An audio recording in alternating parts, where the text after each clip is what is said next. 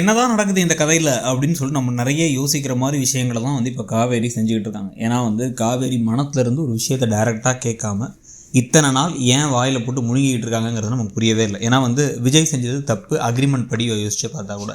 ஏன்னா வந்து யார்கிட்டையும் சொல்லக்கூடாதுன்னு சொன்ன விஷயத்த இப்போ வந்து காவேரி சொல்லாமல் இருந்தாங்க. ஆனால் இவர் போய் வந்து இவங்களுக்கு நல்லது செய்கிறேன் பேர் வழின்னு சொல்லிட்டு போய் நிவின்கிட்ட சொல்லியாச்சு.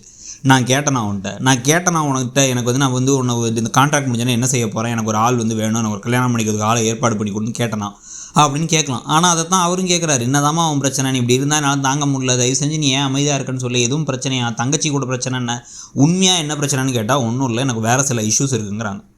என்ன வேறு சில இஷ்யூஸ்ன்னு சொல்லு, நான் அதை தீர்த்து வைக்கிறேன் அப்படின்னா அது என்னோடய பர்சனல் அப்படிங்கிறாங்க. காஃபி கப்பை கொடுங்க, நான் கீழே கொண்டு போய் வைக்கணுங்கிறாங்க. இவர் இல்லை என்னன்னு கேட்க வந்தாலும் எதையுமே கேட்காம கிளம்பி கீழே வந்துடுறாங்க. ஸோ இப்போ அவருக்கு இன்னமும் வந்து தெளிவாக என்ன தான் பிரச்சனைங்கிறது தெரியவே இல்லை. இதை வச்சு எத்தனை நாளைக்கு இழுக்கலான் இருக்காங்கிறது நமக்கும் புரியவே இல்லை.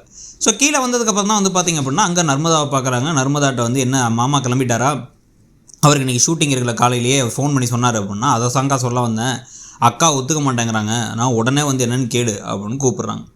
சரி என்னன்னு சொன்னாங்கன்னு சொல்லிட்டு அதை வேறு திருப்பி நேற்று நடந்த சம்பவத்தை நமக்கே திருப்பி ஒரு 20 செகண்டுக்கு வந்து ஃப்ளாஷ்பேக் காமிக்கிறாங்க. அட போங்க அப்படின்றதுக்கப்புறமா நேராக கிளம்பி அங்கே போனால் அங்கே வந்து கங்காவும் குமரனும் பேசிகிட்டு இருக்காங்க. குமரன் நம்ம எனக்காக ஷூட்டுக்கு ஏதாச்சும் பிரச்சனை வந்துட போகுது, இன்றைக்கி எனக்கு ஷூட் பண்ணணும்னு நினைக்கிறாங்க அப்படின்னா வந்து இவருக்கு பதில் இவர்னு சொல்ல போட்டிருக்கலாம்ல.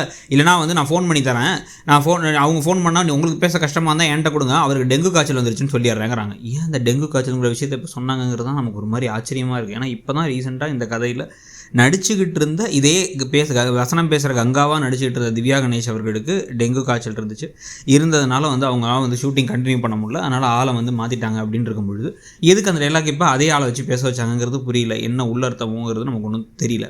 ஸோ இப்போ அவங்க என்ன பண்ணுறாங்க அப்படின்னா வந்து ஸ்ட்ராங்காகவே வந்து அதெல்லாம் நீ போக வேணாம், நான் என்ன நடந்தாலும் சரி நான் சொல்கிறத கேளுங்க அப்படின்னு பேசிகிட்டு இருக்கும் போது இங்கே காவேரி வந்துடுறாங்க. உடனே வந்து என்னக்கா மாமாவை போவேணான்னு சொன்னியாமே, இப்போ தான் நர்மதா சொன்னா அப்படின்னா, ஓ இதுக்காக தான் அவசர அவசரமாக கிளம்பி அவள்கிட்ட போனியா, அவள்கிட்ட எதுக்கு போட்டு கொடுக்குற, உன் வயசுக்கு தகுந்த மாதிரி நடந்துக்க மாட்டியா, நர்மதாவை நர்மதாவை சரி நீ உள்ளே போகணும்னு சொல்லிட்டு என்னக்கா பிரச்சனை அப்படின்னா, அதெல்லாம் இல்லை, நாங்கள் சொல்கிறோம்ல ஒத்து வராதுன்னு சொல்கிறோம்ல, அது ஒத்தே வராது கண்டிப்பாக. ஏன்னா வந்து எங்களுக்குன்னு ஒரு தொழில் இருக்குது, தேவையில்லாமல் துணி வந்து அதிகமாகிட்டே போயிடும் அப்படி இப்படின்னு பேச காவேரிக்கு லைட்டாக புரிஞ்சிருச்சு வேறு ஏதோ பிரச்சனை அப்படின்னு தனியாக கூப்பிட்டு போய் அக்கா உண்மையை சொல்லு என்ன பிரச்சனைன்னு நாங்கள் நேற்றே நம்ம சொல்லிட்டோம். இது வந்து அந்த விஷயம்லாம் கிடையாது. ரோட்டில் 2 பேர் வந்து பாராட்டி நீங்களும் அந்த இன்னொரு பொண்ணும் ஜோடி பொருத்தம் சூப்பராக இருக்குன்னு சொன்னதுனால உங்களுக்கு பயம் வந்துச்சு, ஒரு பொசசிவ்னஸ் வந்துருச்சு. இல்லைன்னு சமாளிக்கிறாங்க. அதுவாக வந்து ஆஃபர் வந்து அவர் போட்டுன்னு தானே சொன்னேன், நீ கூட சந்தோஷப்பட்டியா, இப்போ எதுக்கு மனசு மாறிட்ட அப்படின்னா அது வேறு இது வேறு, இப்போ கொஞ்சம் மனசு மாறிட்டேன், இப்போ வேறு விஷயம் வந்துருச்சு மனசுலங்கிறாங்க. என்ன விஷயம் மனத்தில் வந்துச்சுங்கிறத சொல்லுகான்னு திருப்பி கேட்ட அப்புறம் இல்லை எல்லாம் அதுதான். அப்புறம் அவர் அங்கே போவார், அந்த பொண்ணுங்களோட நடிப்பார், அவங்க கூட க்ளோஸாக இருப்பார், இதே மாதிரி ரோட்டில் கூட எல்லாம் சொல்கிறாங்க ஜோடி பொறுத்த சூப்பராக இருக்குன்னு, எனக்கு அதெல்லாம் பிடிக்கல அப்படின்னா அக்கா மாமாவை பற்றி ஒன்று தெரியாது, அவர் குழந்த மாதிரி எவ்வளோ வருத்தப்படுறா இருப்பார், அவருக்கு ஒன்று அவ்வளோ பிடிக்குங்க்கா. எல்லோரும் வந்து அது வந்து இது ஒரு வேலைக்கு போகிற மாதிரி தான். அது போகும்பொழுது அவங்களும் வந்தவங்க எல்லாம் என்ன இவர் வந்து பிடிச்சிருக்கு ஒரு பின்னாடி தொங்கிக்கிட்டு இவர் தான் வேணுன்னு இருக்க போகிறாங்களா, அவங்களுக்கு அது வேலை இவருக்கு அது வேலை. ஸோ நீங்கள் வந்து இதை பற்றிலாம் பெருசாக எடுத்துக்காதக்கா அப்படின்னதுக்கப்புறமா யோசிச்சு பார்த்துட்டு சரி ஓகே அப்படின்ட்டாங்க.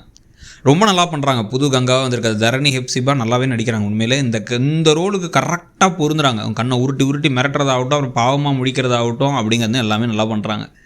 ஸோ இப்போ அதுக்கடுத்து தான் வந்து பார்த்திங்க அப்படின்னா நேராக கிளம்பி போய் குமரன்ட்ட மாமா நீங்கள் போயே தீரணுமான்னா, கங்காவுக்கு வேணான்னா நான் போகலப்பா அப்படின்னு அவர் சொல்ல, ரொம்ப ஃபீல் பண்ணாதீங்க, அக்கா ஒத்துக்கிட்டாங்க, அக்காவுக்கு லைட்டாக ஒரு பொசசிவ்னஸ் தான் சொன்ன உடனே இவருக்கு சிரிப்பு வந்துருச்சு. உடனே போய் என்ன அப்படியான்னு கேட்க ஒன்றும் இல்லை, ஆனால் வந்து போய் நடிங்க, ஆனால் வந்து ஒன்று தான், அங்கே அந்த கட்டி பிடிக்கிற சீன் முத்தம் கொடுக்குற சீனாக நடிக்கக்கூடாது அப்படின்னா அதுவும் நடிப்பு தானேங்கிறாரு. நான் அதெல்லாம் கிடையாது, ஸ்ட்ரிக்டாக சொல்லுங்க, நீங்கள் நடிக்கக்கூடாதுன்னு சொல்லிவிடுங்க போங்க அப்படின்னு அனுப்பிடுறாங்க.